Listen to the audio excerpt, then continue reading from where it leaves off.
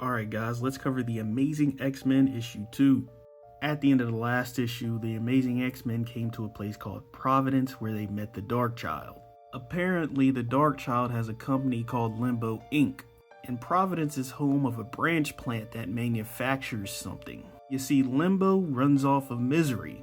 And so the Darkchild has these people work day in and day out to harvest their suffering.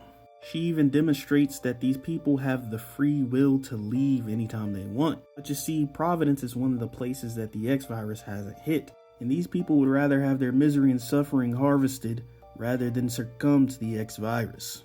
Now after the Darkchild explains all that, Scott tells her that they need help getting to Philadelphia using her stepping discs. But she tells him that she'll only help if they have a duel. But this isn't just any duel as they set up. We find out that this is a duel of truths. Truths that hurt. For example, the Darkchild says that the X-Men that Cyclops are currently leading thinks he's a joke. And as we can see, the truth hurt him. Everyone that she tells sends him flying. She hits him with some pretty hard ones.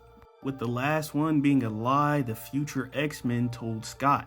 But as we find out, he already knew that they were lying. You see, Scott's past self isn't here to try to save this world. His future self along with Beast were sent to the past to try to stop Revelation before any of this ever happened.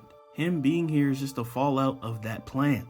But Scott knew that from the start and says that he's not going to give up on this world as long as he has his X-Men.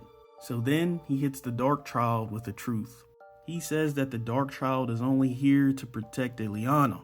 And if Illyana is dead, the Darkchild has failed in the only thing that's mattered to it. This hits her harder than any truth that she told Scott during this duel.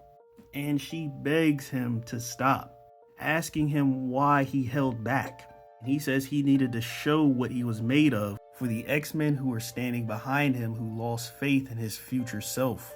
And seeing what Cyclops just pulled off, the X-Men are with him again.